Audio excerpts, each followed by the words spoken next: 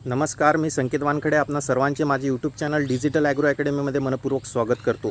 एक छोटीशी अपडेट होती पावसाबद्दलची। राज्यामध्ये हा जो पाऊस चाललेला आहे, अनेक भागांमध्ये अतिशय जोरदार मुसळधार पाऊस त्या ठिकाणी सुरू आहे।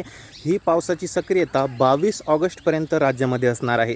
22 ऑगस्ट नंतर राज्यामध्ये सूर्यदर्शन त्या ठिकाणी बघायला मिळेल आणि ही संपूर्ण राज्यामध्ये असेल। संपूर्ण राज्यामधील वातावरण हे खुलणार आहे। संपूर्ण राज्यामध्ये त्या ठिकाणी सूर्यदर्शन होणार आहे।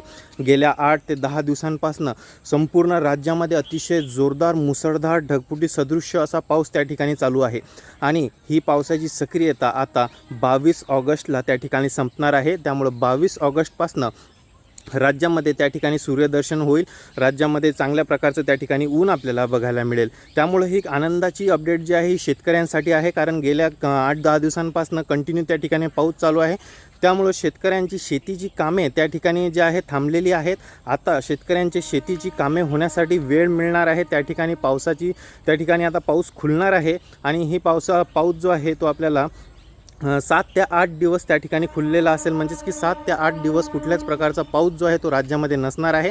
त्याच्यानंतर परत एकदा ऑगस्टच्या शेवटी म्हणजेच की त्या ठिकाणी 29-30च्या दरम्यान परत एकदा पावसाची थोडी सक्रियता त्या ठिकाणी अंदाज जो आहे तो देण्यात आलेला आहे।